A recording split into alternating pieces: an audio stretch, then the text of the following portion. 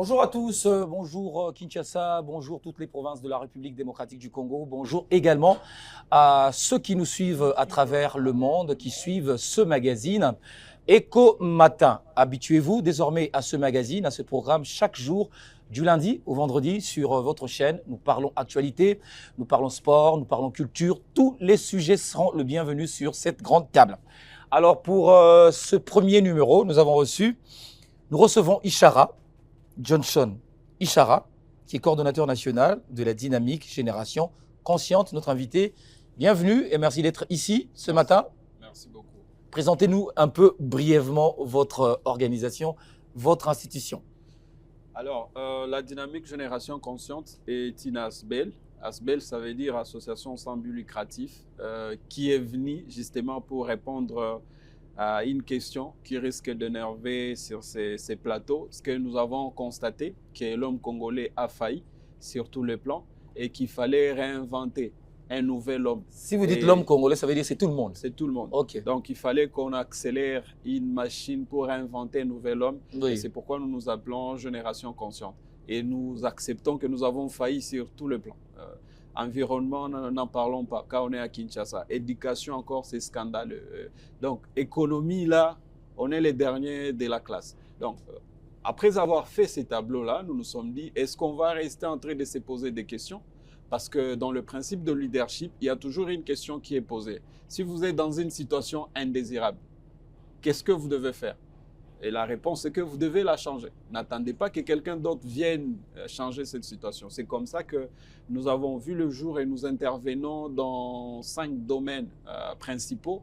Le premier pilier pour nous, c'est l'éducation. Comme Emmanuel Kant disait que l'homme n'est rien d'autre que ce que l'éducation a fait de lui.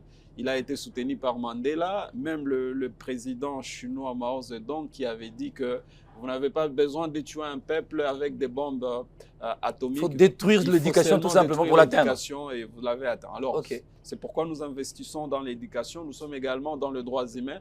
Dans une région aussi polluée avec des violences, il faudrait des véritables interlocuteurs et non pas une organisation que les politiques vont mettre dans leur poche.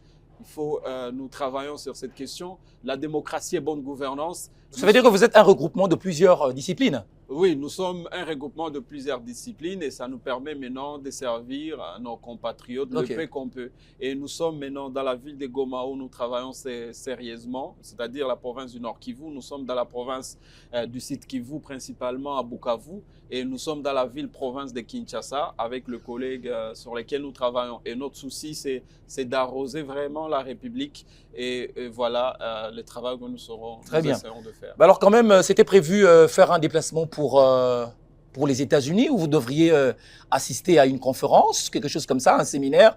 Mais ça n'a pas eu lieu en raison de la situation d'insécurité au pays. Ça, on n'en parle pas. On ne parle pas de quoi? La question que je viens de poser. Oui, justement, j'étais de passage à Kinshasa. Je devrais faire 3 jours et que l'ironie du sort fait à ce que je suis en train déjà d'aller vers mes 3 semaines, ce qui n'était pas prévu. Donc, j'étais nominé parmi les leaders africains par le département des relations publiques de l'ambassade des États-Unis et que je devrais effectuer également cette mission-là pour échanger avec d'autres communautés, entre autres les Américains. Eh bien, je suis là, je ne regrette rien. Je crois tout simplement qu'il y a une raison pour laquelle j'ai été maintenu. Parce que la vague a commencé quand le visa n'était pas encore imprimé jusqu'à ce que l'ambassade a fermé ses portes. Ouais. Et en réalité, ce que nous apprenons sur Goma, j'interpelle encore mes compatriotes de Kinshasa, ce n'est pas un film de Hollywood. C'est la réalité. Une histoire qu'on est en train de suivre sur TikTok. C'est la réalité.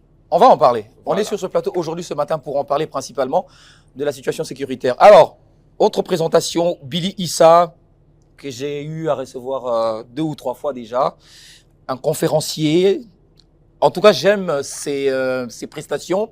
Quand il parle du leadership, en tout cas, il est dans son domaine. Il est aussi fondateur de Africa Economic Forum. C'est ça. Bienvenue. Merci beaucoup. C'est un plaisir. Il a parlé un tout petit peu de leadership. Vous soutenez ce qu'il a dit? Tout à fait, tout à fait. Moi, dans ma définition du leadership, contrairement à John Maxwell qui définit le leadership comme étant l'influence, et il définit l'influence comme étant la capacité à obtenir des suiveurs, c'est que moi je conteste. Je pense que le leadership, comme l'a dit mon ami, c'est la capacité à créer le changement. Vous pouvez avoir de suiveurs, mais tant que vous n'apportez pas de changement, vous n'êtes pas un leader, vous êtes juste un suiveur qui occupe une position de leadership. Alors sur ce point de vue-là, nous avons commencé ce problème à l'est de la RDC. Guerre. Ça fait plus de 30 ans peut-être. Ça veut dire qu'il y a un problème de leadership. Tout à fait. Toute crise est avant tout une crise de leadership. Avant de résoudre n'importe quelle crise, il faut commencer à résoudre d'abord la crise du leadership. Le docteur Miles Monroe et même John Maxwell l'a dit que tout monte et descend, ou tout tourne autour du leadership. Rien n'avance sans leadership, rien ne change sans leadership, rien ne se développe sans leadership, rien n'évolue sans leadership.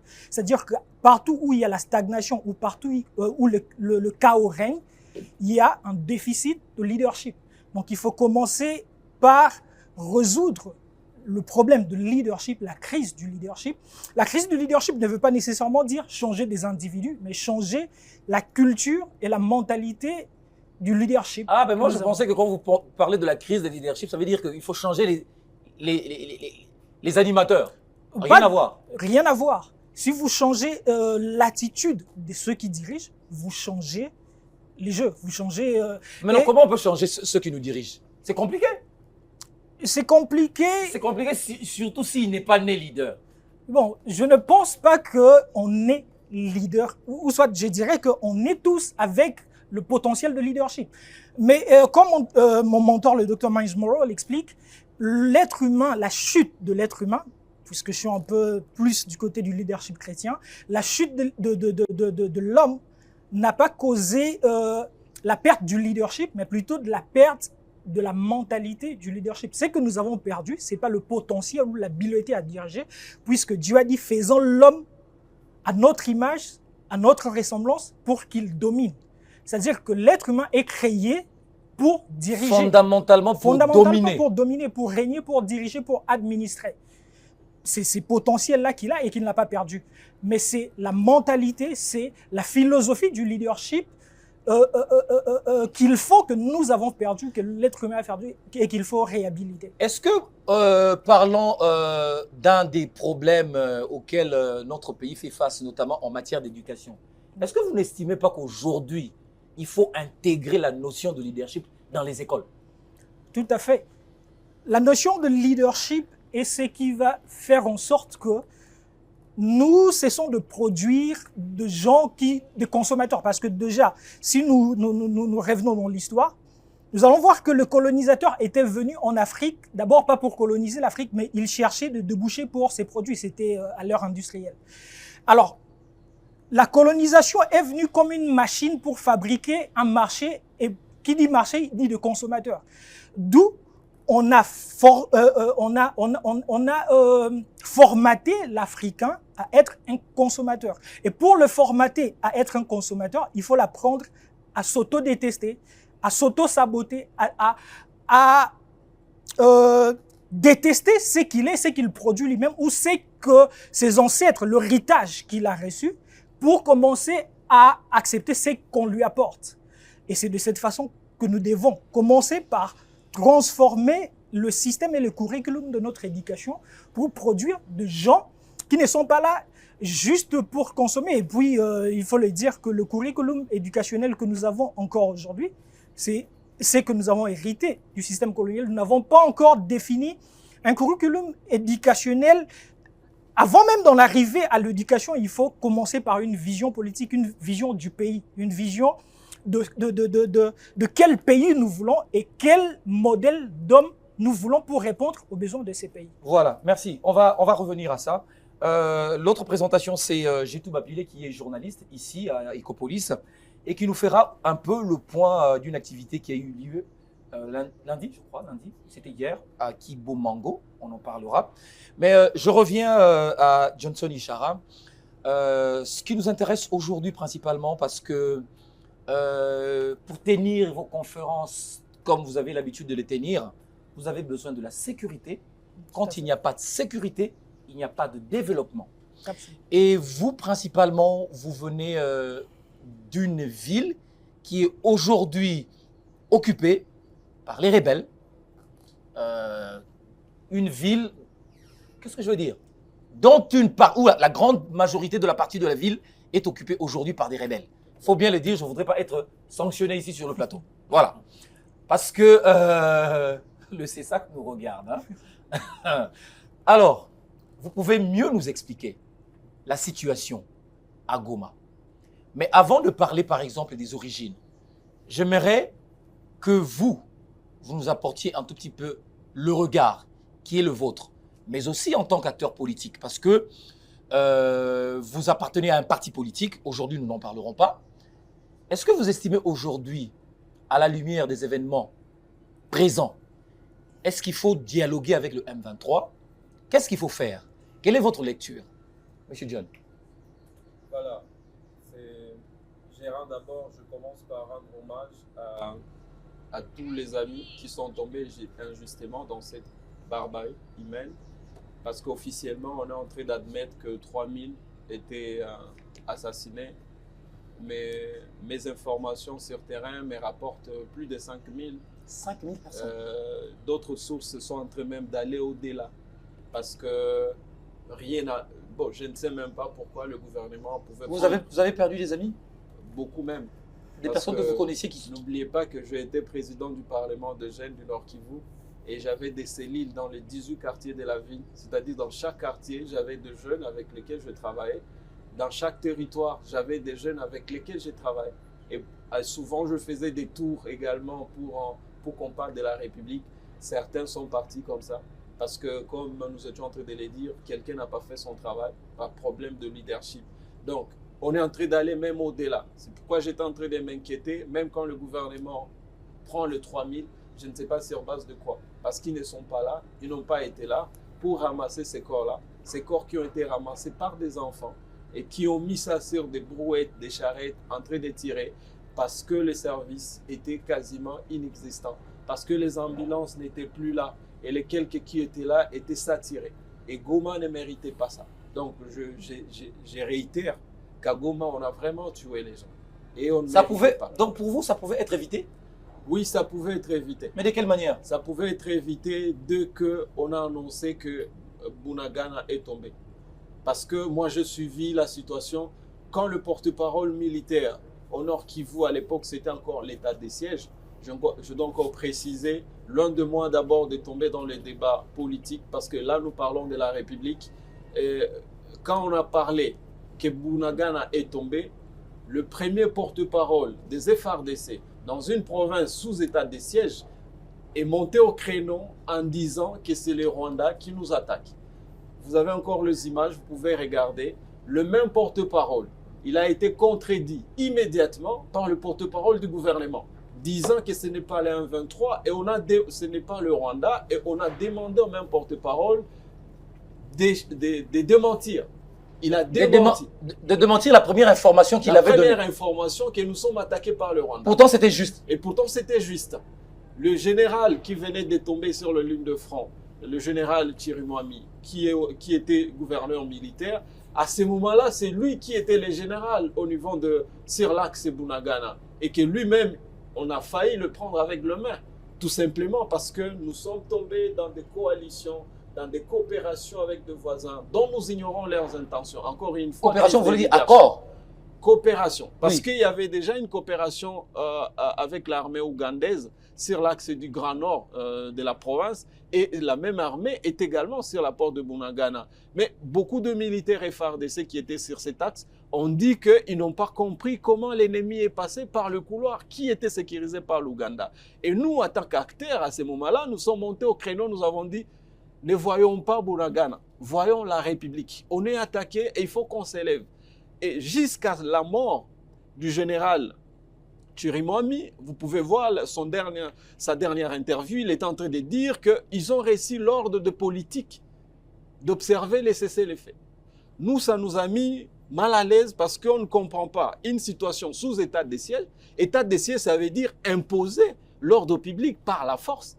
Et la force de militaire, vous demandez le même militaire que vous renvoyez sur les lignes de front d'observer le cessez-le-feu. Et c'est ce qui a expliqué une avancée scandaleuse une avancée spectaculaire de l'ennemi sur les lignes de front jusqu'à arriver à Goma. Et en arrivant à Goma, encore une fois, des grosses erreurs ont été commises par Kinshasa. Il faut les reconnaître. La même nuit du dimanche, au même moment que le vice-gouverneur policier qui prend la parole pour dire nous résistons, personne ne doit quitter, le même dimanche, entre 20h et 21h, les hauts dignitaires, les hauts gradés, les grands politiciens ont quitté Goma avec le bateau et les images ont été interceptées. Et ça a mis mal à l'aise la population. Le même lundi. Donc, on demande à la population de garder le calme et de résister. Mais ceux qui demandent de garder le calme, on fuit. On fuit. Et comme conséquence, vous savez que le gouverneur, le vice-gouverneur n'était pas à Goma. Bon, je ne veux pas dire qu'il devrait nécessairement rester là, mais je dis que c'est une très mauvaise stratégie de guerre. Parce que quand Moscou a été attaqué, Staline était à Moscou et il a appelé les Russes à la résistance depuis le métro. Et on voulait, parce qu'on était dans une guerre, le même lundi maintenant, voici le politicien qui soit habitué au populisme. La ville est à feu. Monsieur Floride, vous connaissez bien Goma. L'ennemi est entré par 4 axes, c'est-à-dire l'axe de la route qui va vers Bukavu, c'est verrouillé. L'axe qui vient vers l'aéroport Nyiragongo, c'est verrouillé. L'axe qui vient vers le cimetière, l'axe qui vient vers la grande barrière du Rwanda, parce qu'ils ont traversé, tout le monde le voyait. Et vous, un ministre prend le micro, il dit que Goma est sous contrôle, les gens peuvent vaquer librement leurs occupations et c'est comme ça que beaucoup ont voulu quitter pour aller au port, voir s'ils vont trouver le bateau, même d'urgence, s'ils vont louer, qu'ils partent. Mais il y a beaucoup de familles qui ne sont plus rentrées. Beaucoup ont été tués. Il y a beaucoup qui sont tombés. En tentant de sortir. Tentant de sortir. Mes compatriotes qui sont à Goma peuvent se rappeler que Kituku, qui est un port, il y a eu beaucoup de corps qui ont été ramassés là-bas. Beaucoup de civils. Pourquoi le ministre... Donc, il y a eu dysfonctionnement au niveau de la com. Dans la communication de guerre, il faut admettre qu'on devrait mettre à côté tout le monde. En commençant par le ministère des tutelles. Il fallait mettre à côté tout le monde. Quel ministère des tutelles? C'est-à-dire le ministre de communication. On ne sait pas ce qu'il fait pendant cette situation-là. Qui communique? C'est la défense, là. Oui, mais... C'est la défense, le porte-parole, la communication au niveau de Parlons-en. Pendant la guerre, pendant la même situation en 2012... Non, mais moi, je ne crois pas que oui, il y ait pour quelque chose, non. Je ne veux pas que vous puissiez le croire, mais j'assume ce que je dis. Dans la guerre de 2012, nous avons vu le porte-parole Lambert Mende. Peu importe ce qu'on va dire, mais on peut quand même admettre qu'il avait bien géré la communication des guerres. Et il était civil, bien qu'il ait passé par plusieurs rébellions, mais il était civil. Maintenant, dans une situation de guerre comme celle-ci, on n'avait pas besoin nécessairement que ce soit le ministre porte-parole qui puisse nous rapporter. On devrait mettre un think tank de communication de guerre. C'est ce qui se passe aujourd'hui entre l'Ukraine et la Russie. Quand la Russie parle, c'est soit Poutine qui parle, c'est soit le ministre des Affaires étrangères, qui est également un ancien militaire, c'est soit le porte-parole de l'armée. C'est ce qui se passe aujourd'hui entre le Gaza et l'Israël. Quand l'Israël parle, c'est soit Netanyahou, c'est soit le porte-parole militaire. C'est pas de façon éparse. C'est pas une phase... Quand vous suivez, la même situation s'est reproduite récemment, je vous rappelle, sur l'axe Bukavu. On a signalé des pillages, on a signalé des tueries, on a signalé également des viols. Et à ce moment que nous parlons, il y a plus de 80 militaires FARDC qui sont en train d'être jugés pour tout ce qu'ils ont. Mais comment ça s'est passé? Parce que j'étais en direct, en train de suivre la plénière à l'Assemblée nationale. Le président de l'Assemblée nationale, il dit clairement, en s'adressant à la nation, que le député ne devrait pas prendre beaucoup de temps parce qu'à ce moment qu'il parle, déjà, Calais, Centre et Youssi sont tombés et l'ennemi est en train de foncer vers Katana. Ce n'est pas loin de Kavumu. Encore une fois, le président de l'Assemblée nationale, il avait menti parce que moi, je vais vous dire, au même moment qu'il disait que l'ennemi est à Calais, à Youssi, l'ennemi était à plus de 10 km, il était à Bouchouchou. Il avait déjà dépassé les zones citées. Non, il n'avait même pas encore arrivé là. Ok. Pour quelle raison on peut annoncer cela? Et moi, le jour-là, j'avais posé à mes amis la question, est-ce qu'en fait, CESAC va poursuivre le président de l'Assemblée nationale? Parce qu'on a dit, ne dites jamais que tel... Donc, c'est une très mauvaise communication de sa part. Et ça a coûté des vies à nos compatriotes. Parce que ça fait à ce que certaines zones ont connu des défections graves. Le militaire a été... Mais d'où est-ce qu'il a tiré ces informations? Voilà la bonne question. Parce que là, on risquait de conclure qu'effectivement, le Nord Kivu est à 2000 km de Kinshasa, comme si Kinshasa est déconnecté de ce qui se passe là-bas. Toutes ces situations-là, ça nous met dans une catastrophe humanitaire. Mais attendez, vous allez continuer. Vous n'avez jamais suivi l'ancien président de l'Assemblée nationale. Comment il s'appelle? Bossou. Dire que la guerre, Oui. c'est aussi les fils Oui. des Congolais eux-mêmes. Tout à fait. Il a demandé aux députés Mm. quitter les groupes armés. Vous n'avez jamais entendu parler de ça? Guerre et ça, et combat coupe. Non, mais ça aussi, c'est du populisme, parce qu'en réalité... Comment ça, c'est du populisme? Non, C'est la réalité. Je vais citer. En réalité, vous savez que le président de l'Assemblée nationale, selon la préséance, c'est la deuxième personnalité de la République. Mais quand vous avez ces éléments-là, pourquoi seulement crier sur le micro? Il faut le faire, il faut agir. Nous, à Goma, au Nord Kivu, on sait. Parce que dans toutes les guerres, Vous savez quoi? l'ennemi n'a jamais eu de la force s'il n'a pas de complices à l'intérieur. En voyant les restantes nominations de Nanga, mais il y a des députés provinciaux qui ont été nommés par Nanga dans la gestion de la province. Et ces mêmes Députés provinciaux élus, ils ont été élus mais nommés chez Nanga. sur la liste de partis de l'Union sacrée, mais qui sont nommés chez Nanga. Dans les grandes localités où la rébellion est passée, ceux qui ont été placés pour occuper la mobilisation des recettes, des fonctions là des recettes, la plupart c'était des gens qui étaient des suppléants ou dans les équipes des dignitaires de l'Union sacrée, des partis politiques de l'Union sacrée. Mais on l'a dit plusieurs fois. Mais pour moi, c'est bien. Bon, maintenant, vous dites que les politiciens doivent quitter les rébellions. Ça ne suffit pas. Si vous voulez protéger la République, mais traquez ces politiciens. En quoi ils sont plus importants que ces 3 millions, d'après les sources officielles, que ces 5 millions, d'après nos recherches, et qui risquent encore de s'alourdir, des Congolais qui viennent de périr. Et il faut même voir de la manière dont on les a enterrés, on les a jetés. Vous sentez qu'il parle avec son cœur. Hein? Quand je vous entends parler, je sens que il n'y a pas question des couleurs politiques, c'est vraiment votre cœur qui est en train de parler.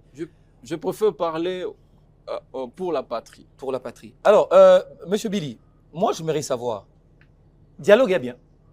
Faut qu'il y ait dialogue ou faut faire la guerre. Mais l'autre fois, j'ai fait une analyse sur ma page en disant le Congo se bat pour réhabiliter les routes. Réhabiliter les routes, c'est difficile. Alors imaginez les construire.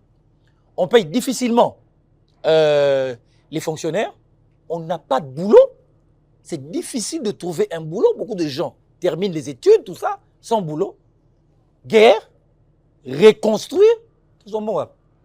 Pourquoi ne pas faire le dialogue? Vous situez où?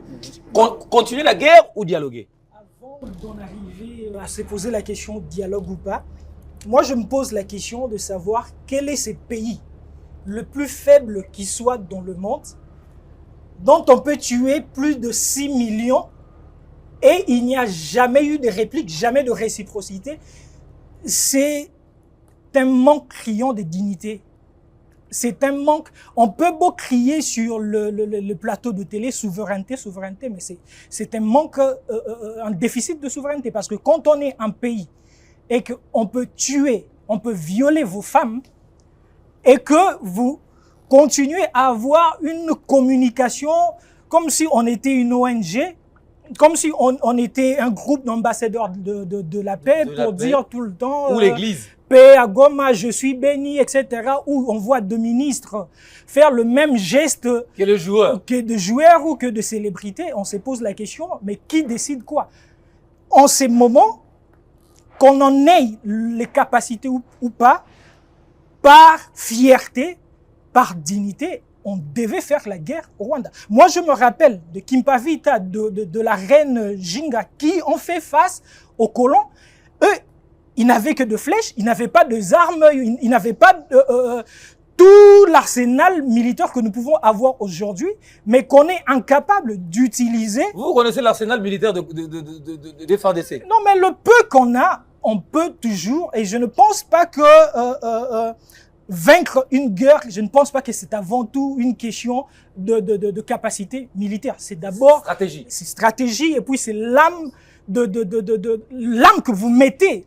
qu'est-ce que vous défendez dans cela? Je ne pense pas que les talibans ont une armée plus puissante que les États-Unis pour tenir en échec les États-Unis pendant autant d'années. Je ne pense pas que le Vietnam avait suffisamment de capacité militaire que les États-Unis. C'est ça.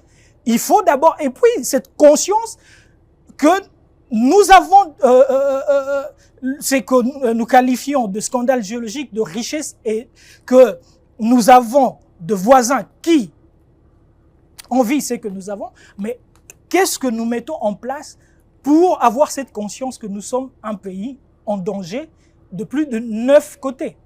Comme on dit, nous avons plus de 9 pays limitrophes, si je me trompe. 9, oui.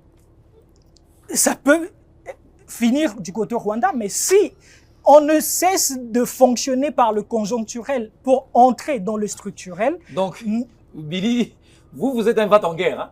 Vous êtes tout un va en guerre. Tout à fait, pour pouvoir... C'est vrai que la guerre se prépare. C'est vrai que la guerre se prépare, mais on a eu 30 ans pour préparer.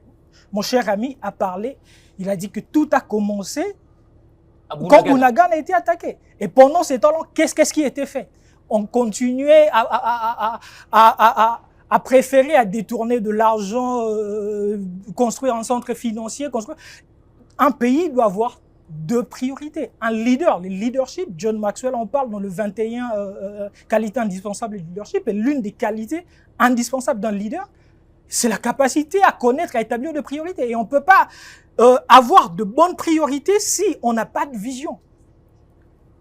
Il y a plus de 6 ans ou il y a plus de 5 ans, quand le président Tshisekedi a pris le pouvoir, qui devait définir de priorités. Et la priorité, c'était mettre fin à ce qui se passe à l'est du pays. Mais le gouvernement a quand même un programme. Ne pensez pas que le gouvernement est mis sur place sur son programme. Lorsque le gouvernement est investi à l'Assemblée nationale, c'est sur base d'un programme. Mais le programme... Et vous pensez que ce programme-là exclut les aspects sécuritaires? Ça, non.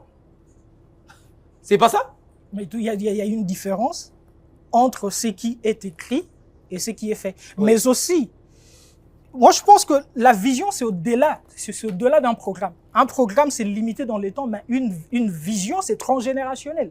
Ce que Kagame fait, c'est au-delà de génération, c'est au-delà. C'est une vision. Oui, c'est toute une vision. Aujourd'hui, on pense que si on tue Kagame, ça sera fini. Mais non, c'est toute une idéologie qui est ancrée dans le peuple rwandais. Tout à fait. Mais quand on dit que non, il envoie des étudiants aux États-Unis, dans différents pays, et que pour pouvoir infiltrer différentes institutions internationales, c'est parce qu'il se projette dans le long terme. Pendant que nous, ici, on pense 5 prochaines années.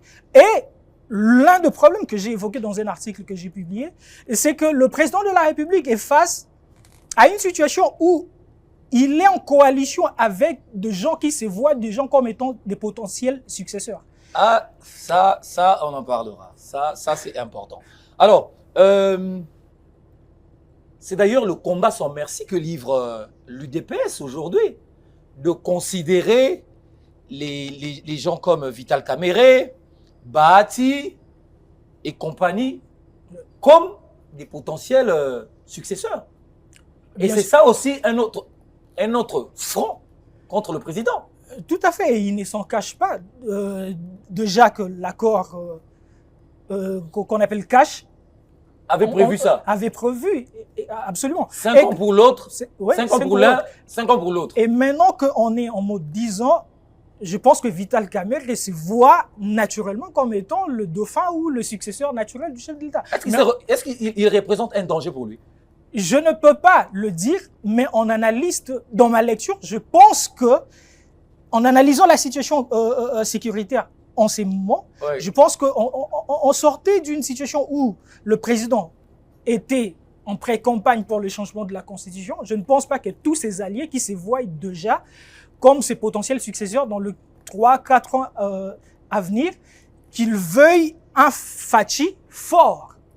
D'où je peux analyser, penser que la fragilité part du propre système du pouvoir.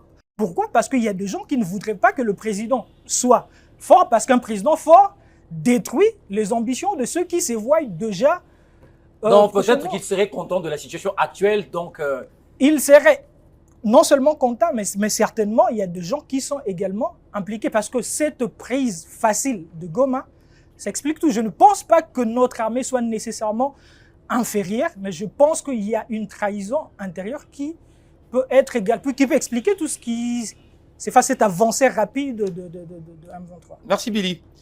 Johnson, je reviens à vous. Vous avez décrit hein, l'approche dans la résolution de ce problème. Je comprends que ça a été une résolution ou une approche tardive du fait que Bunagana était déjà occupé et vous avez senti que le gouvernement n'a rien fait jusqu'à ce que les choses soient dégradées aujourd'hui. Ça, vous l'avez déjà dépeint. Mais on fait quoi? Maintenant, on fait quoi? On ne va pas se plaindre. Maintenant, il faut trouver une solution. Vous êtes compatriotes, vous êtes congolais. Le tableau, on le sait. N'en parlez plus. Maintenant, on fait quoi? Non, je pense que patriote, ce n'est pas nécessairement ce que tel ou tel autre peut penser. Parce que j'ai entendu beaucoup de bruit à Kinshasa. Ne dites pas la vérité, c'est ce qui se passe sur le terrain. Est-ce que c'est ça être patriote? Non, on n'avait pas dit ça. Mentir on a dit... Non, mais quand vous dites que ne dites pas que telle localité est sous contrôle de l'ennemi. Non, mais si les forces armées ne sont pas là, l'entité est sous contrôle de qui?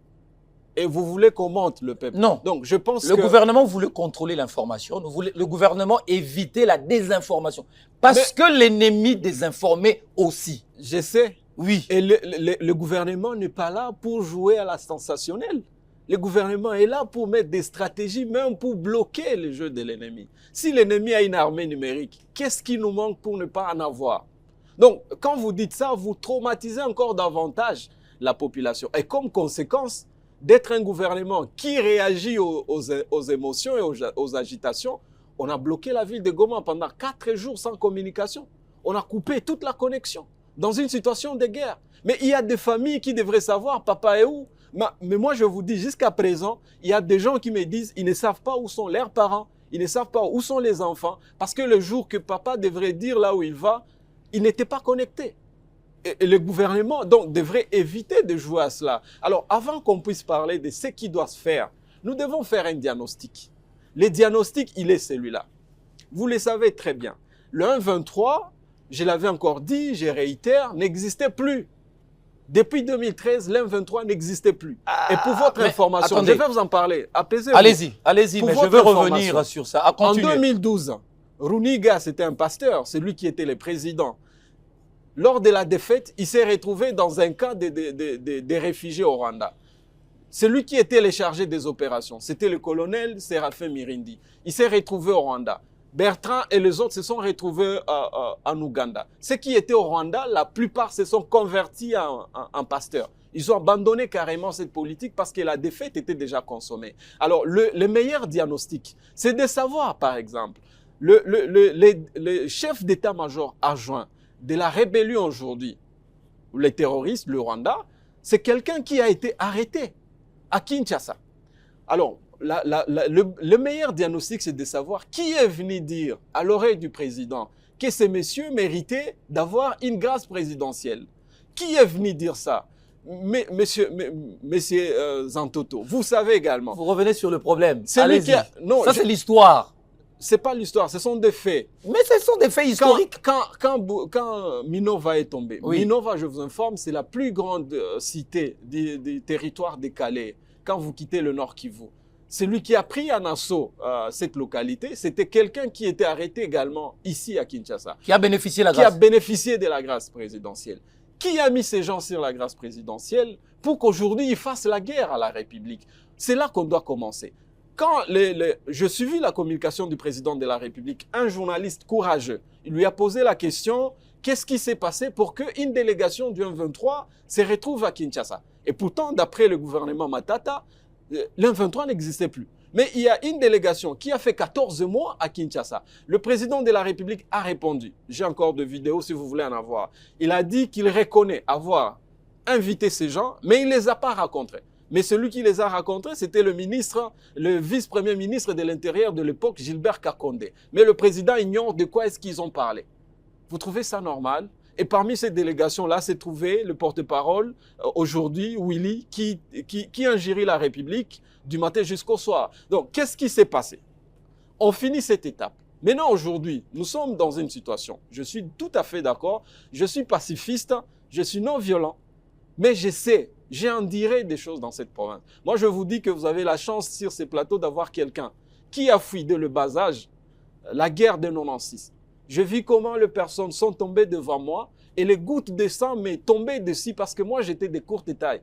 J'étais encore enfant. Des gens sont tombés. Je vis comment Goma est tombé encore. En 98, l'RCD arrive Goma. Nous sommes encore pris en otage. Je vis ça, je vécu ça. En 2012, l'M23 vient encore nous prendre en otage. Pendant 10 jours, j'étais à Goma et je vous informe que le jour-là, j'étais enlevé. J'ai réussi des coups jusqu'au point où j'ai entendu les rebelles discuter sur la manière dont ils vont m'exécuter. Il faut savoir ce que ça fait psychologiquement. En 2024, la ville encore est tombée. Donc, tout simplement, il faut reconnaître que nous tous, en tant que Congolais, nous avons failli à défendre notre République. Maintenant, face à cela, qu'est-ce qui doit se faire? Moi, je pense que, je l'ai encore dit et je vais continuer à le dire, nous devons dépasser les clivages politiques qui sont en train de mettre le pays en danger aujourd'hui. Le pays est en train de tomber en danger et nous ignorons, je précise bien, nous ignorons le véritable plan de ces gens. Parce qu'en 96, Mouzé a réussi à défaire le plan. Mais former un front autour du président pour le soutenir. Mouzé s'est autoproclamé président de la République depuis Lubumbashi. Oui. Parce qu'il a senti qu'il y avait un plan qu'il ignorait. Maintenant qu'il y a un Nanga qui est là, je crois que ces gens ne sont pas prêts à commettre la même erreur. Ignorant tout ce qu'il y a comme plan, je pense que la force vive de la République, opposition, majorité, ainsi de suite, on devrait se mettre ensemble.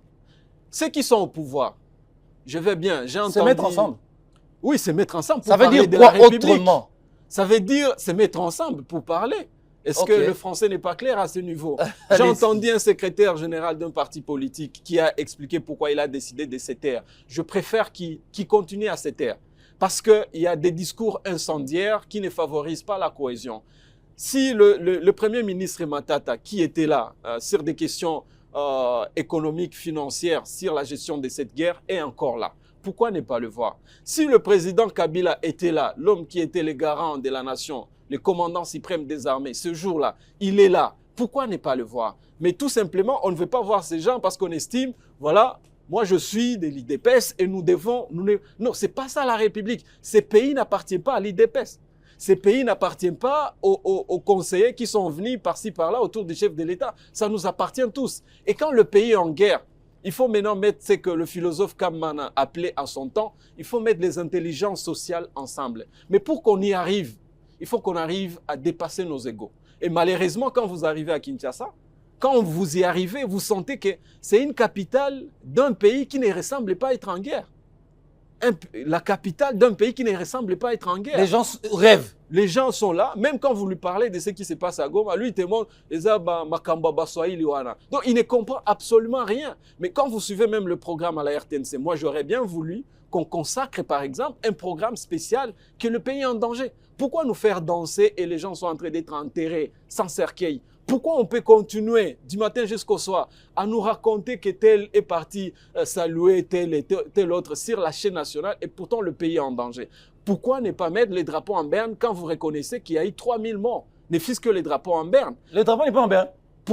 À Kinshasa, il n'est pas en berne. Il faut bien voir. Pourquoi ne pas, par exemple, demander que l'Enganda, le Bistron, ferme parce que nous sommes en guerre?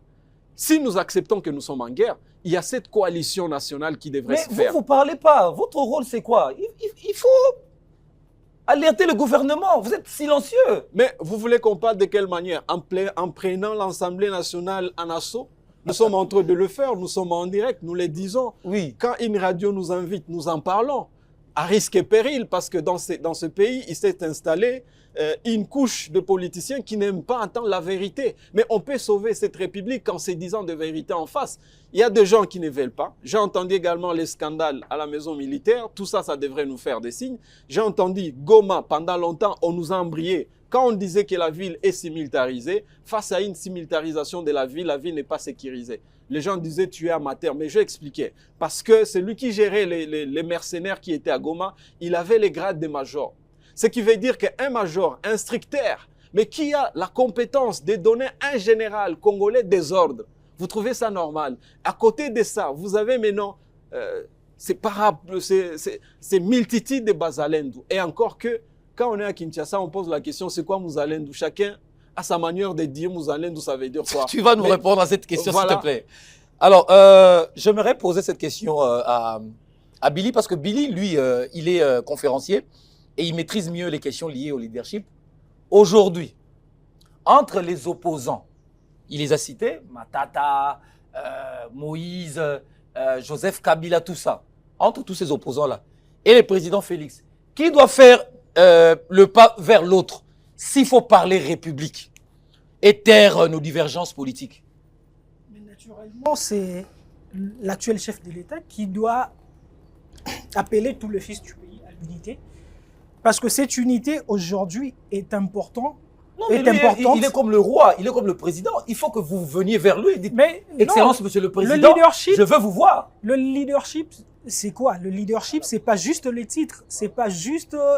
Et le leadership, c'est pas le pouvoir. Le leadership, c'est cette capacité à prendre des initiatives pour créer un changement. C'est cela. Et pour rebondir à tout ce que mon ami a dit, c'est choquant que nous soyons... que nous vivions pendant 30 ans dans un pays qui est agressé, qui est en guerre, mais que la communication dans le média, l'éducation n'inclut pas tous ces éléments pour fabriquer un homme qui réponde à ces problématiques auxquelles font face notre pays, parce que ce sont des défis qui sont transgénérationnels. Félix Tshisekedi et tous les autres passeront, comme Joseph Kabila est passé, et tous les autres passeront, mais ces défis resteront. Mais les générations futures, comment ils vont faire face à cela? L'éducation, on enseigne quoi? Qu'est-ce qu'on enseigne par rapport à cette guerre? Moi, je me rappelle, en 2009, quand j'ai fini les humanités, je lisais un livre, un recueil des nouvelles publié par le professeur Lioka, et qui recueillait de témoignages des gens qui ont vécu la guerre à l'Est. Je lisais ces livres, de larmes et la morve sortait de mon nez. Donc, je lisais en pleurant. Et c'est ces livres, c'est parmi les choses qui m'ont révolté, qui ont suscité ma vocation dans ce que je fais aujourd'hui en tant que conférencier leadership et tout ce que je projette de faire pour le pays. Parce que j'ai été informé à travers un livre. Mais à l'école, j'ai fini les humanités, que ce soit l'université, personne ne m'a parlé de toutes ces choses. Vous savez, Poutine, pour devenir aujourd'hui le Poutine qu'il est, c'est parce qu'il a appris l'histoire de l'URSS, tout ce qui était, et il a voulu venger cette une sorte, je parlerai pas d'hégémonie, mais à défaut de langage, une sorte de puissance ou d'apogée qu'avait vécu la Russie d'Atan. Et aujourd'hui, un enfant congolais qui grandit sans conscience de ce qui se passe à l'est du Congo. Bon. D'ailleurs, quand nous parlons de l'Est, c'est comme si ce n'était pas au Congo. Quand un enfant grandit sans conscience de ce qui se passe dans son pays, que ses mamans sont violées, ses sœurs, etc., et qu'il n'y a rien qui crée un sentiment de remords, un sentiment de révolte, que ça soit pas seulement dans les générations futures, mais en nous-mêmes. Qu'est-ce qui nous révolte? Est-ce qu'il y a une communication? Il y a des mécanismes qui sont mis en place pour créer une sorte de conscience. On ne peut pas parler de patriotisme tant qu'on n'est pas conscient de ce qui se passe. Mais pour lui, c'est un problème qui est tout à fait un peu particulier au Quinois. Non, ce n'est pas. C'est de façon générale. C'est un problème général. Okay. Mais le quinoa, c'est vraiment l'échantillon par excellence du Congo. Ah, l'échantillon par expérience. Et ça s'explique. À qui on a comme l'impression que c'est une affaire qui concerne les gens de l'Est là-bas. Ouais. L'être humain, c'est un être visuel, plus qu'auditif. On peut entendre des choses, mais ce qu'on a vu est beaucoup plus réel parce que même le monde dans lequel on est, on l'appelle le monde visible. C'est-à-dire que le sens qui touche le plus l'être humain, c'est la vision, c'est la vue. Si dans nos médias, si à la chaîne nationale, on ne nous montre pas ce qui se passe. Vous savez, la bataille, la guerre aujourd'hui, c'est aussi la guerre de l'information, c'est la guerre médiatique. Oui, oui. Les États-Unis, en 1945, pour mobiliser la jeunesse pour aller en guerre, eh ben, ils ont commencé à projeter de films qui suscitaient les sentiments de guerre dans le chef de la jeunesse. Lorsque les Japonais ont bombardé Pearl Harbor, eux, ils ont commencé. Pourquoi? Parce que, en fait, c'est ce que je dis, que le leadership ne s'improvise pas.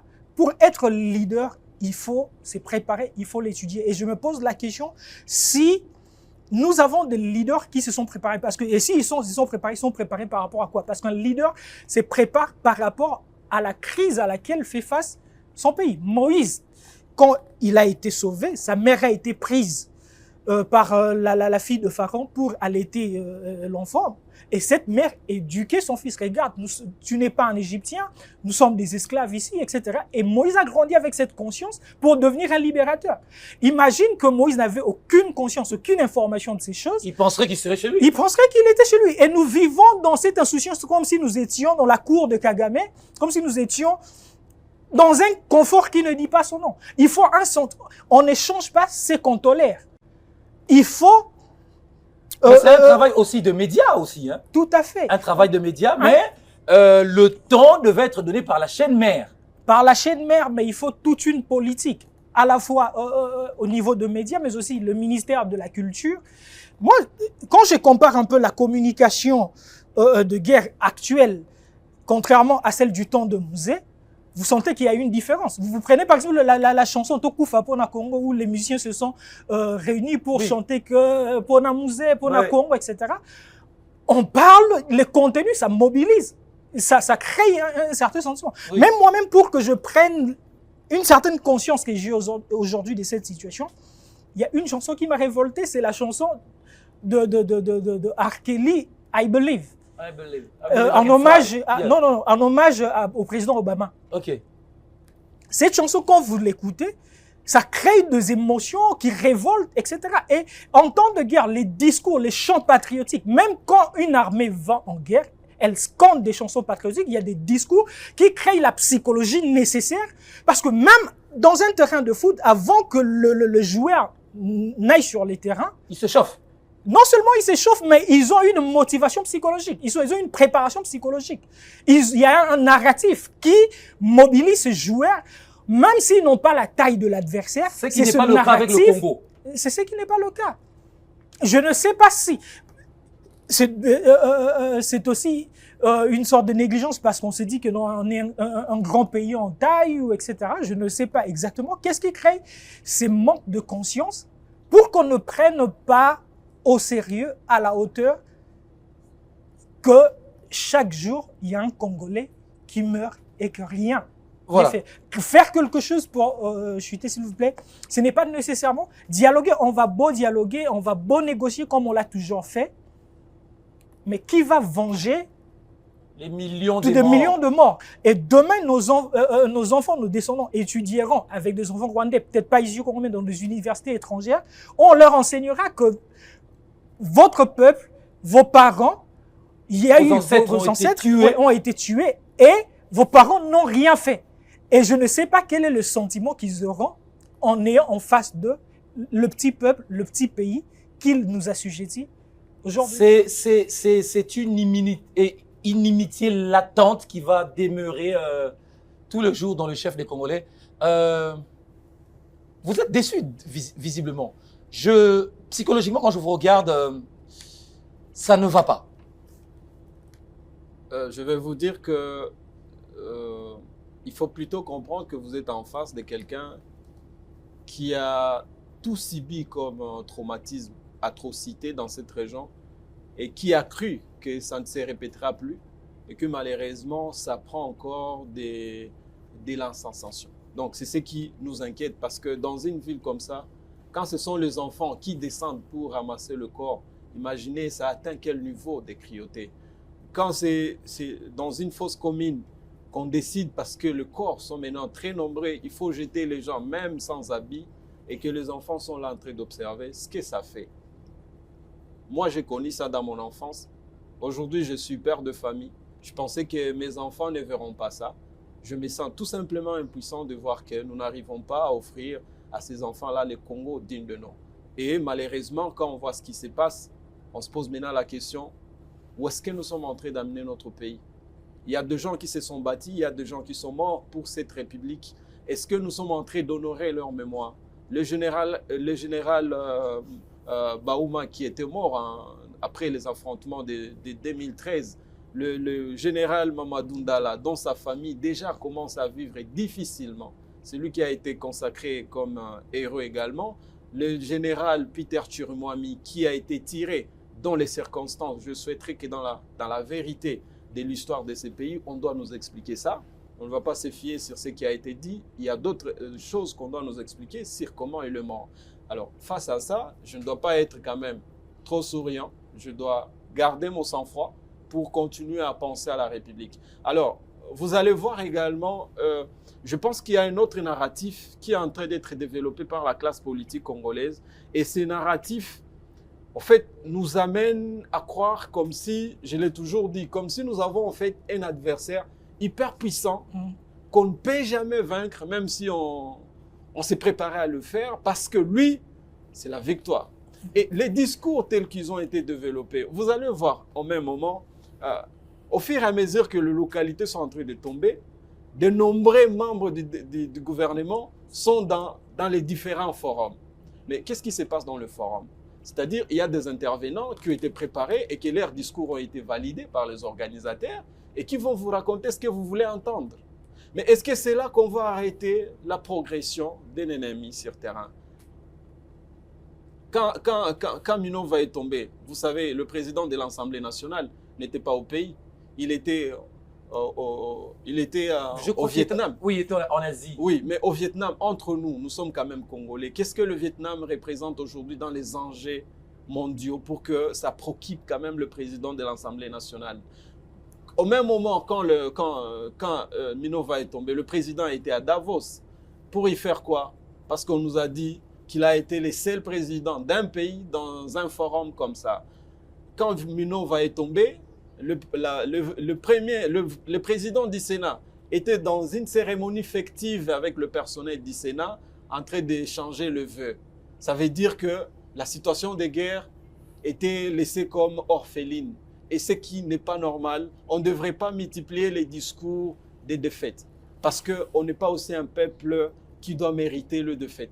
Et les discours défaitistes nous amènent au fait à déserter nos lignes de combat parce que nous, en tant que civils, ce qu'on a vécu en 2013, je veux vous dire, Mamadou Ndala avait un discours de victoire, avait des utopies créatrices, des utopies de grandeur.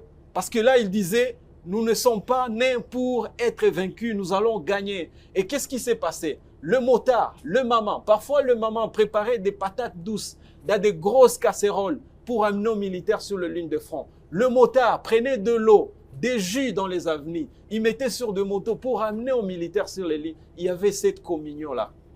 Mais aujourd'hui, suite au discours défaitiste, je vais vous expliquer ce qui s'est passé sur la trajectoire Calais-Iousi, Katana. Avec le président. Voilà, il y a eu des pillages, il y a eu des tueries, il y a eu tout simplement. Et comment vous voulez travailler sur la communion entre ces deux couches de personnes? Parce qu'on a. Mais il faut carrément interdire à certaines personnalités de pouvoir parler. Voilà. Il faut leur interdire. Et ça coûte quoi à la République? On ne va pas seulement demander aux citoyens. Ou soit c'est le président qui parle, ou soit c'est le porte-parole du gouvernement, tout ça. Et tout le reste là, les chefs des corps, il faut leur interdire de parler. Et vous avez vu maintenant ce qui s'est passé. Le président de la République s'adresse à la nation. Quelques jours plus tard, le ministre de la Défense vient parler à la nation. Il a parlé de quoi? C'était quoi l'opportunité de ces discours? Et lui dit, nous sommes prêts maintenant à faire la guerre. Est-ce que le président a déclaré la guerre? Parce que c'est le président à la compétence de déclarer la guerre. Il a pas Pourtant, c'était un discours qui s'apparentait à une déclaration de guerre. Voilà. Mais qu'est-ce que ce discours est venu faire? Donc on a retrouvé, je ne veux pas parler de tous ces plagiats-là, mais je pense qu'on mérite quand même l'honneur dans tout ça. Et je suis d'accord avec des gens qui pensent que le président de la République, il devrait faire un effort. Je sais que ce n'est pas vraiment facile, mais les leaders sont également pour prendre des décisions difficiles. Dans des situations difficiles, il faut prendre des décisions difficiles. Qu'ils prennent le courage d'identifier tous ces gens qui ne l'ont pas aidé, de le mettre à côté.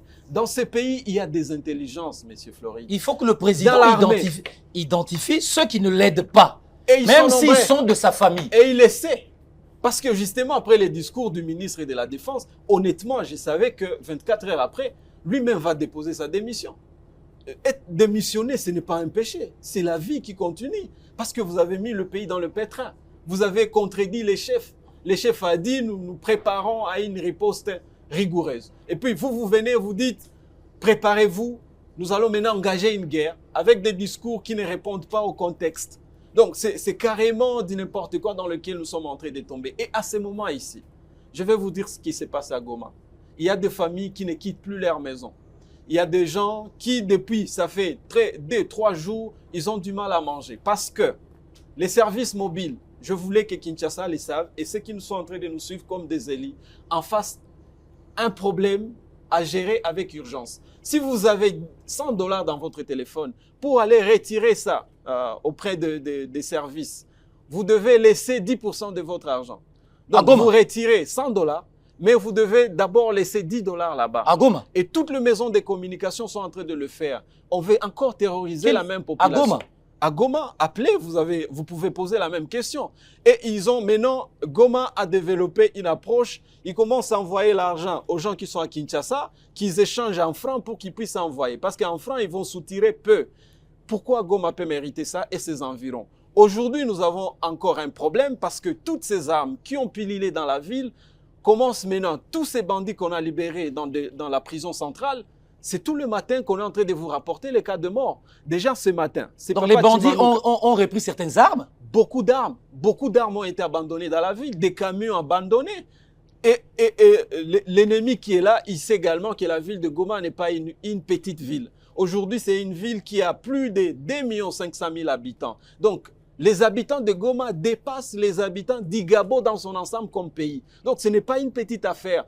Aujourd'hui, maintenant, vous allez vous rendre compte. Ce matin déjà, on m'informe la mort d'un chef qui avait dans sa maison, lui avec sa femme et ses 3 enfants. Deux enfants, ils ont été tués. Ils ont été tués par le même bandit.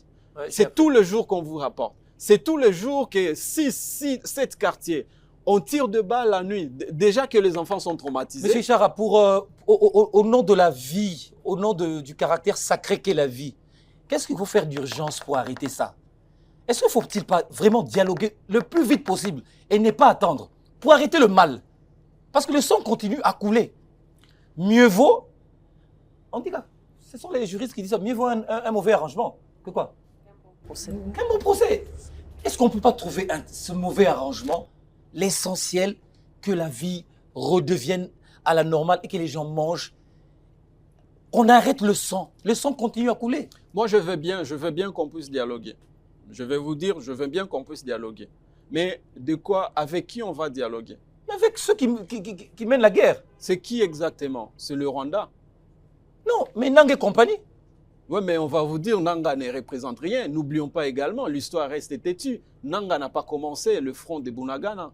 Quelqu'un a commencé le front de Bunagana, tout simplement parce que le pape devrait être resté à Goma autour du parc de Virunga, tout simplement parce qu'il y avait des marchés de l'or qui ont été conclus avec le Rwanda et qu'au même moment, le même marché a été conclu par un autre pays et ça a créé des problèmes, tout simplement parce qu'il y a des projets d'ouverture de routes reliant Bunagana avec Goma qui a énervé quelqu'un et il fallait qu'on impose un blocus autour de ça. Donc, je pense qu'il faut...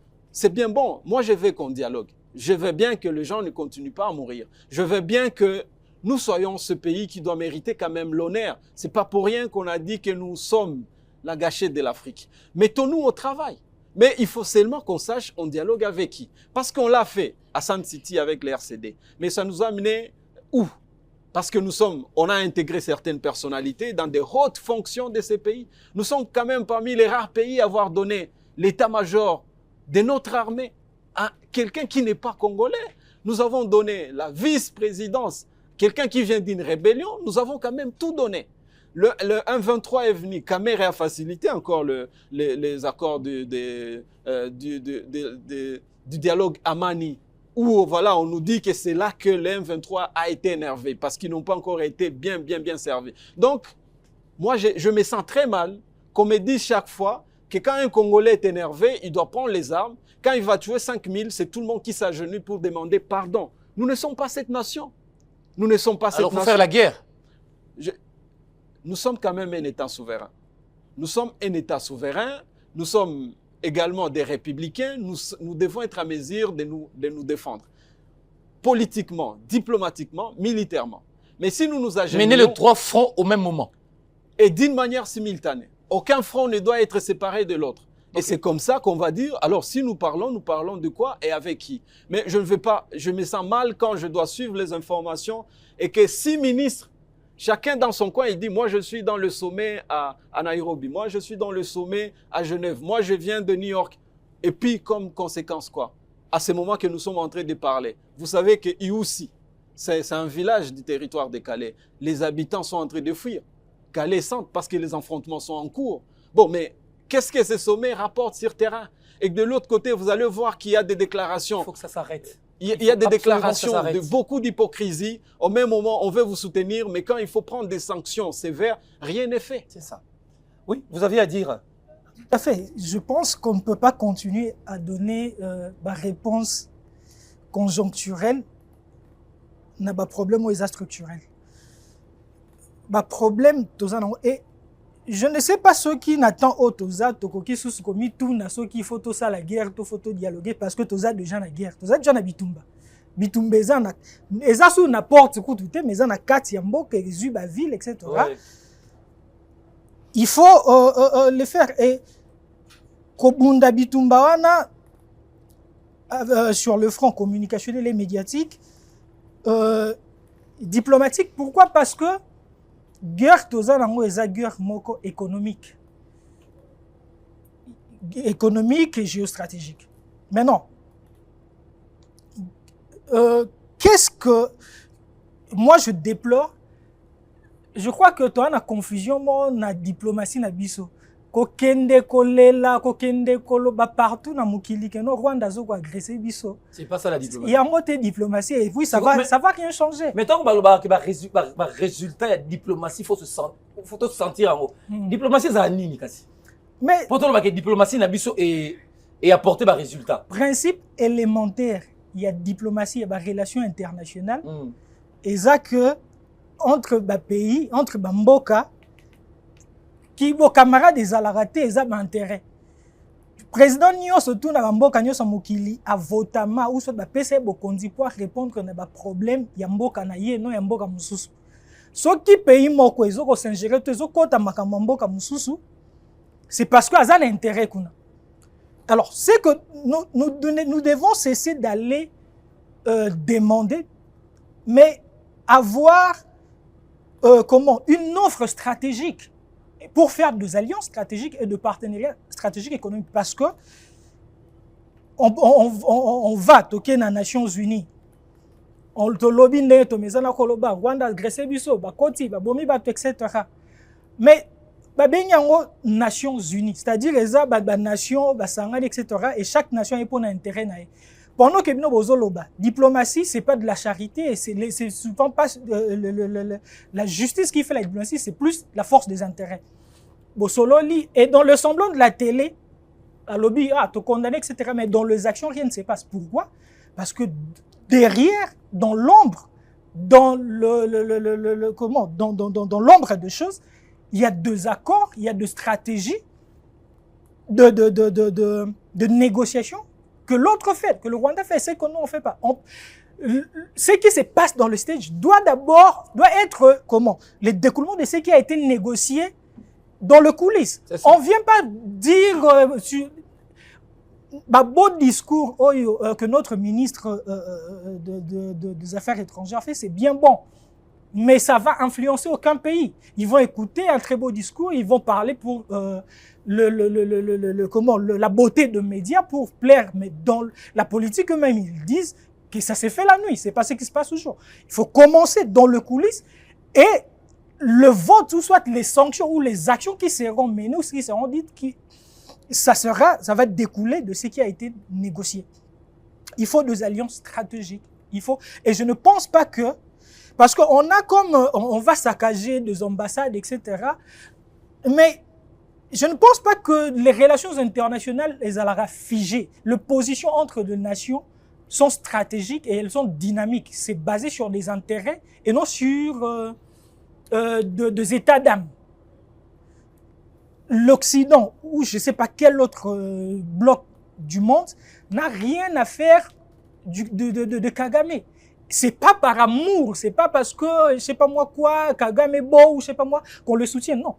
Les gens soutiennent leurs intérêts chez Kagame. Et maintenant, nous, on doit savoir quels sont les intérêts. On doit étudier les limites. Ok. Qu'est-ce qu'ils présentent? C'est ça. Et qu'est-ce que nous, on peut apporter de différent? De plus. De plus. Voilà. Parce que ceux qui ont eu la Kala, c'est Mobutu qui était le gendarme du monde dans la sous-région. On faisait des alliances avec la RDC ou les ailleurs de l'époque pour pouvoir contrôler. Et aujourd'hui, c'est le Rwanda. Ceux qui ont besoin de soldats dans Mozambique, dans le pays, ils passent par le Rwanda. Et c'est pour ça qu'ils soutiennent le Rwanda. Pas seulement par rapport à ce qui est avec la RDC, bien que ça fait partie du jeu. Mais il faut maintenant que nous ayons notre propre plan diplomatique et bâtir des alliances stratégiques. Parce qu'il y a des intérêts. Parce que moi, j'ai organisé une conférence en 2023 où j'ai fait venir une ancienne présidente. On a été reçu par un conseiller spécial du chef de l'État. Mais j'étais choqué, j'étais surpris qu'on me présentait, puisque l'Équateur, c'était l'ancienne présidente de l'Équateur, on lui présentait doléances que non Rwanda a agressé biso, etc. Et puis comme Mokanabino Mutezo soit je sais pas, il y a un truc, il y a un poste que l'Équateur devait occuper dans le Conseil des Nations Unies et que oh mais ma voix biso. Mais non, on présente quoi à l'Équateur pour que à Salango. Rien. À Kozwanini, au fait, pour qu'il y ait ça et ni pour l'intérêt à Congo. C'est ça. Tant qu'il n'y a pas d'intérêt, et on doit le comprendre. Ça c'est vrai. Entre le pays, ce sont des intérêts et on ne doit pas continuer chercher le confort en fait. Parfois, pour avoir un confort durable, il faut accepter cet inconfort. Est-ce qu'on est, content de ce que des gens meurent, de ce que... Non. Mais est-ce pour autant qu'on doit continuer à faire des dialogues qui nous mettent dans un cercle vicieux que nous avons négocié, un mixage, brassage, et puis lobby, et au fur et à mesure que nombre, il y a un mixage, un brassage, il y a infiltration, ça ne fait que croître, ça ne fait que grandir, et c'est le pays qui est entre danger. Alors, je vous laisse conclure. Hein. Si vous avez un mot, quelque chose qui vous traverse l'esprit, que vous souhaiteriez dire au cours de cet échange, vous avez la parole. Merci. Je pense qu'en plus des conclusions, je voulais conclure là où mon co-débatteur a commencé en parlant de ce qui devrait être renforcé dans l'éducation. Parce que c'est vrai, il est très important de réagir à court terme, de réagir à moyen terme. Mais c'est encore mieux de réagir aussi à long terme. Donc, notre éducation, aujourd'hui, nous sommes fruits de ce qui nous a fait. Quand on parle, c'est vrai, du leadership, c'est une nécessité. Cette dimension-là devrait intégrer même l'école maternelle pour qu'on apprenne les gens, c'est quoi les leaderships. Ce n'est pas la position, ce n'est pas les intimidations, ce n'est pas le pouvoir. C'est la capacité à trouver des solutions, à proposer à la communauté et faire avancer cette communauté-là. Alors, la deuxième notion que moi je souhaiterais qu'elle soit vraiment vite retravaillée dans les systèmes de notre éducation, c'est la notion du civisme responsable.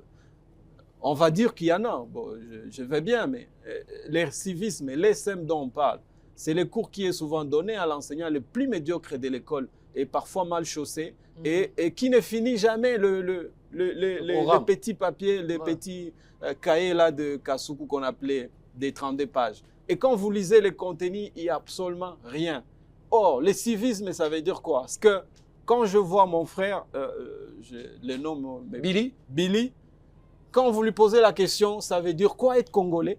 Billy doit vous donner la réponse qui doit être exactement la même que madame va vous donner.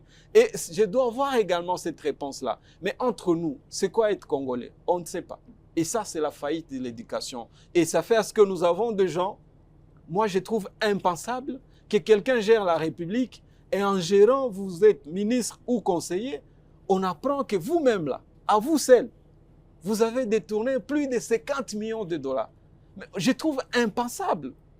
Et puis encore, quand vous allez même dans le ministère là, qui sont censés par exemple accompagner les orphelins, les orphelinats, les déplacés, vous vous rendez compte que même au sein de ces ministères là, on détourne. Il y a des détournements. Vous détournez même ce qui devrait donner à manger à un déplacé. C'est quand même impensable. Parce que l'homme, là, il a été mal préparé. Et ça doit se faire dans l'éducation civique. Et enfin, la troisième notion que je voulais qu'elle intègre notre système de l'éducation, c'était maintenant la question de l'entrepreneuriat.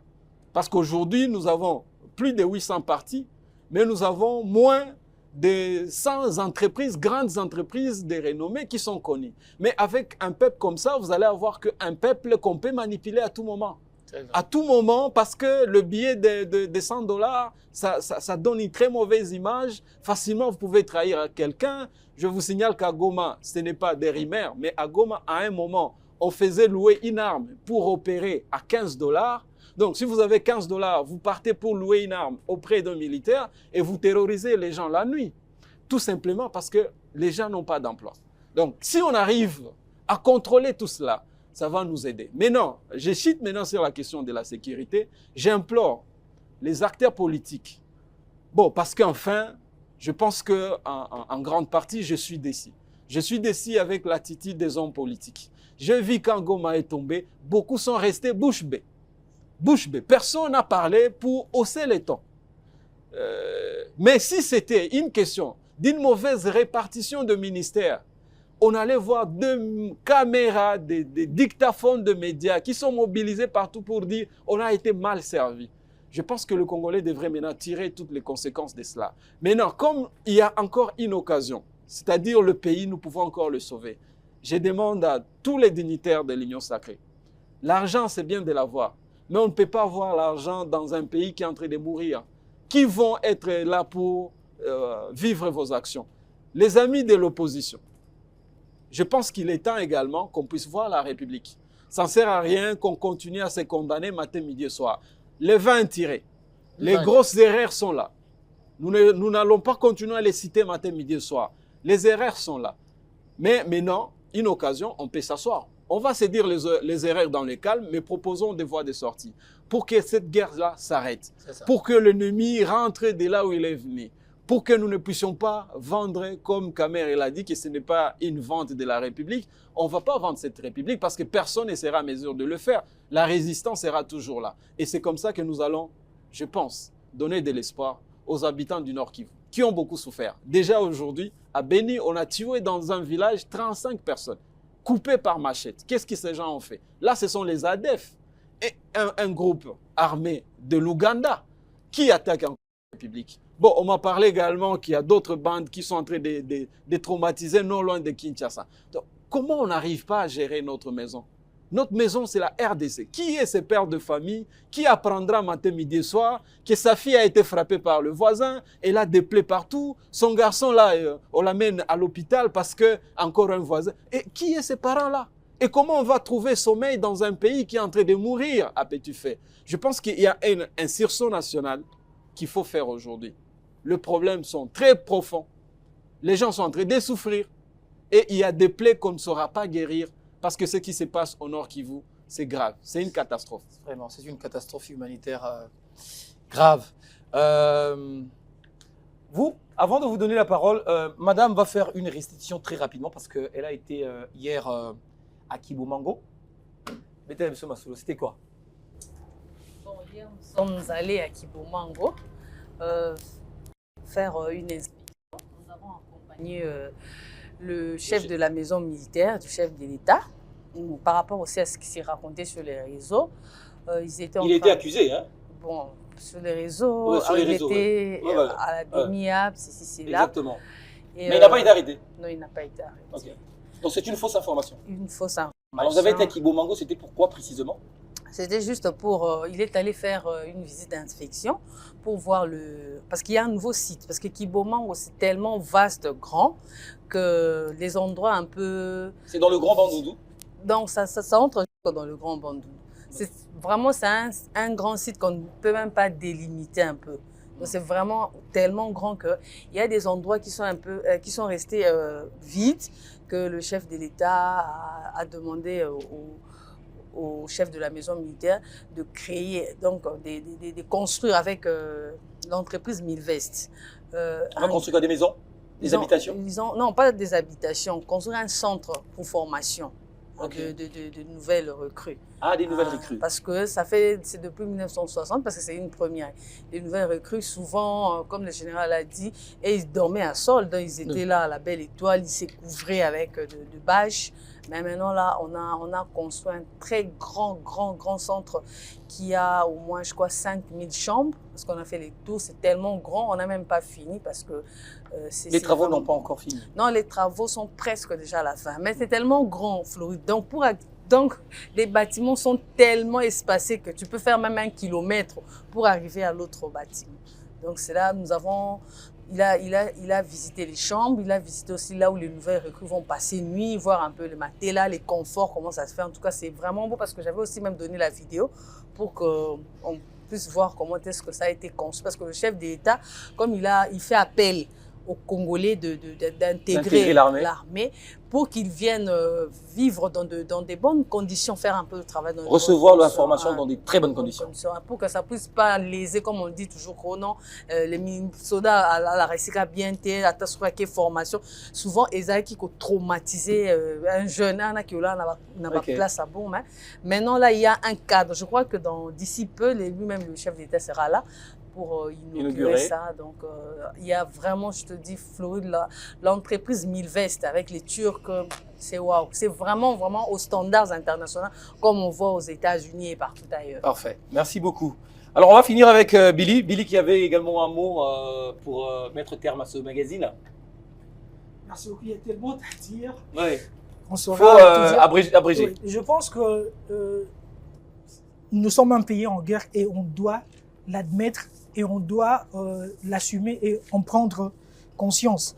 Et je pense que le leadership doit s'adapter à ces contextes de guerre. Quel leadership en temps de guerre? Je pense que le leadership, comme on l'a dit, c'est pas la supériorité. Être leadership, c'est pas être chef, c'est pas être le boss. Un leader ne dit pas « va, fais ça ». Un leader montre l'exemple. Le leadership, c'est l'exemplarité.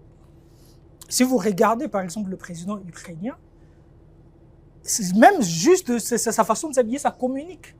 Ça communique. Et c'est cette communication non verbale qui mobilise, qui suscite l'engagement. Parce qu'un leader, c'est celui qui montre l'exemple, qui mobilise les autres par le pas qu'il fait, par l'exemple qu'il fait. On a vu le président ukrainien aller. Mais déjà, si on a la peur de mourir, on doit oublier le leadership. Parce que dans notre pays, on a un problème, c'est que les gens, on a plus de mercenaires que de leaders. Un mercenaire, lui, il entre en politique ou dans les affaires parce qu'il voit le profit. Il voit les opportunités, il va que je vais rouler en contresens, je vois les privilèges, les opportunités, la richesse.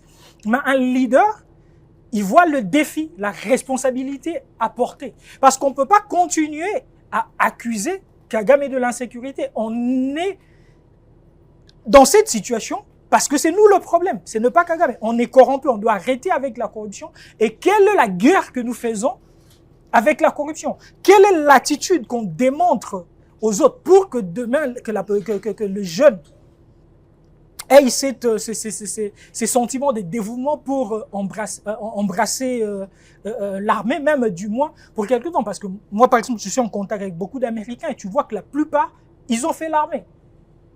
La plupart ont fait l'armée. Pourquoi? Parce qu'il y a quelque chose qui les inspire à l'armée. Qu'est-ce qui peut inspirer un jeune Congolais à aller dans l'armée? C'est la question à laquelle il faut répondre.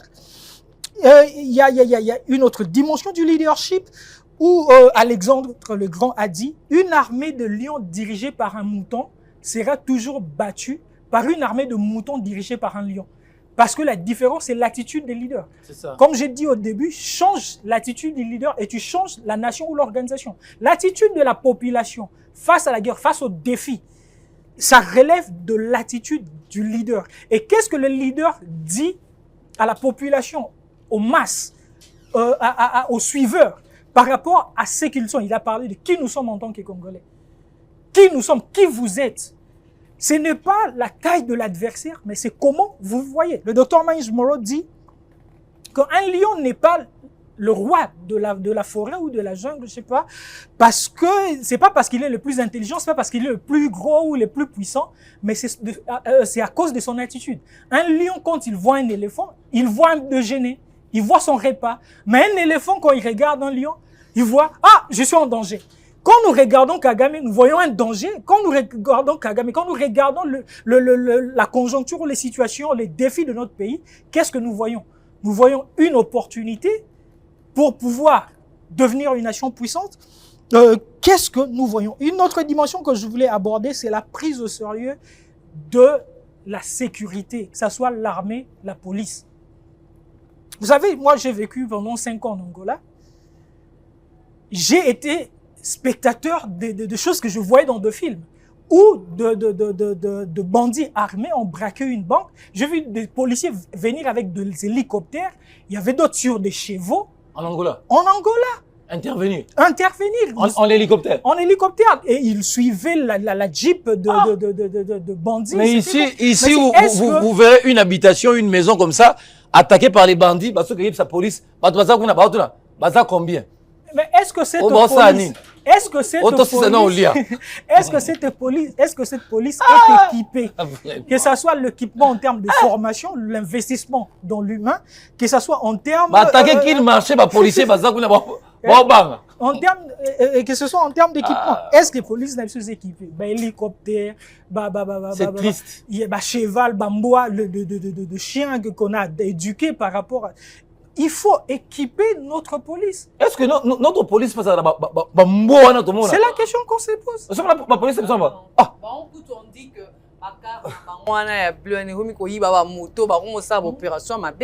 les gens ont dénoncé cela. Aux États-Unis, dans l'aéroport, il y a Dulles.